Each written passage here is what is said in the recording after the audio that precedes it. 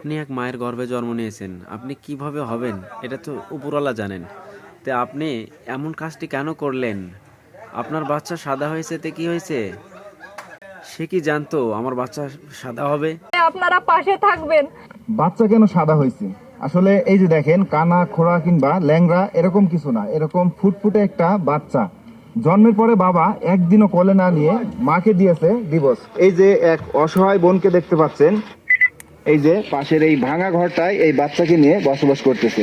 আমরা বিভিন্ন নিউজ মিডিয়ায় দেখতেছি যে আপনি বলেছেন যে এই বাচ্চাটা জন্মের পরে কেন এরকম সাদা হয়েছে, এই বাচ্চার বাবা আপনাকে ডিভোর্স দিয়ে দিয়েছে এই কারণে। ঘটনাটা কি একটু আমাদের খুলে বলেন তো। বাচ্চা এরকম হয়েছে বলে আমাকে তালাক দিয়ে দিয়েছে, যে বলেছে এই বাচ্চা আমার না। এই সাদা হওয়ার কারণে? এই সাদা হওয়ার কারণে, যে আমাদের মতো হয়নি কেন। তাহলে এই প্রশ্নের উত্তর কে দিতে পারবে ভাই?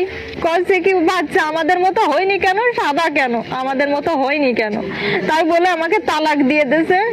বলিল যে 80,000 টাকা কাবিল নামায় দেওয়া ছিল, 70,000 টাকা দিয়েছে। তাও বলতেছে যে কি কয় 1 টাকাও না দেওয়া উচিত, দেবো না, এরকম বলতেছে। তারপরে 70,000 টাকা মনে হয় ই করে তাই সবাই থেকেছে। এবার 70,000 টাকা দিয়েছে, আর সাদা একটা কাগজে লিখে দিয়েছে যে 1500 টাকা করে এই বাচ্চার খরচ দেবে। তা কোনোদিন এই বাচ্চার খরচ তো দিইনি, কোনোদিন খোঁজ খবরও নিইনি। তারপর আমি সবাই বলতেছি যে এরকম একটু খরচ দিয়েছেন, এরকম অস্বীকার করেছে।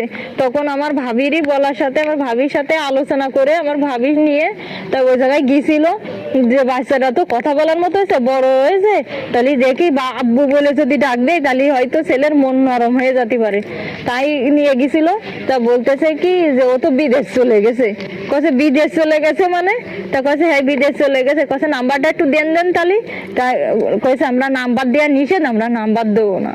আচ্ছা, বর্তমানে আপনি এই বাচ্চাটাকে নিয়ে বসবাস করতেছেন কোথায়? এটা মানে জি ভাই, ওই ওই ঘরে ভাই আমি রাত্রে ঘুমাতে পারি না, বাচ্চা নিয়ে যেখানে সেখানে রাত কাটাই। এই ভিডিওটা এত পরিমাণ শেয়ার করে দিবেন যেন এই ছেলের আব্বু যেন দেখে আর সে যেন শুধরে যায়। ভাই, আপনি জন্মগ্রহণ করেছেন আপনার মায়ের কোল থেকে, মায়ের পেট থেকে, কিন্তু সে মা কিন্তু জানে না আপনি ন্যাংরা হবেন না, লোলা হবেন না, সাদা হবেন না, ফর্সা হবেন। এই জন্যে বলতেছি ভাই, আপনি শুধরায় যান, আপনার ছেলেকে আপনি গ্রহণ করে নেন। এমন তো কোনো কিছু নাই, আপনি এই জিনিস থেকে বের হয়ে আসবেন। আমি আপনার কাছে 2 হাত পায়ে দিয়ে বলতেছি ভাই, আপনি এই কাজটা কখনো করবেন না। আসসালামু আলাইকুম ওয়া রাহমাতুল্লাহি ওয়া বারাকাতুহু।